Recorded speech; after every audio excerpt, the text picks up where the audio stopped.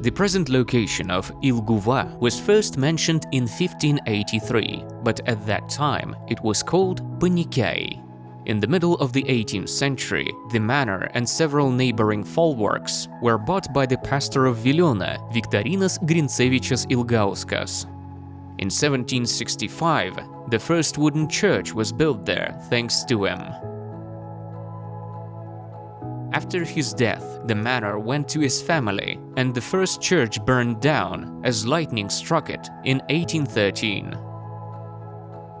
In 1814, the landlords Grincevičius built the present wooden church.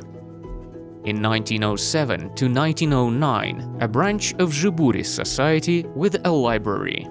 In 1940, the manor was nationalized by the Soviet authorities. It established a retirement home for the elderly and the disabled, and later some of the buildings that had belonged to the manor were reconstructed. Since 2010, the boarding house was renamed and known as a social care home. The church building is of folk style of a rectangular layout. It has 3 naves and a rectangular apse, with a sacristy extending the space of the right nave.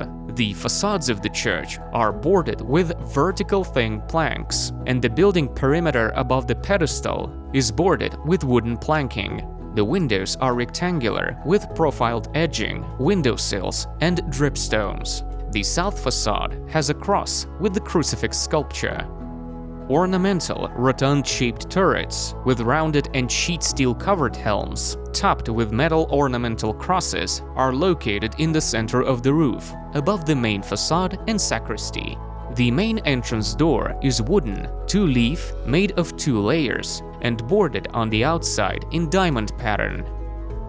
Inside the church, the central nave vault rests on 4 columns. The organ balcony with a wooden balustrade railing is also supported by 4 columns. The second stage of the great altar of the Exaltation of the Holy Cross includes a sculpture group of the Crucifixion of Christ and the sculptures of the apostles Saint Peter and Saint Paul. The paintings of Saint Isidore and Saint Anthony saints are in the right nave, and the left nave includes the altar of the Assumption of Our Lady of Sorrows and the picture of Saint George in the second section. Like the church, the low and massive 3-section belfry was built in the churchyard at the beginning of the 19th century.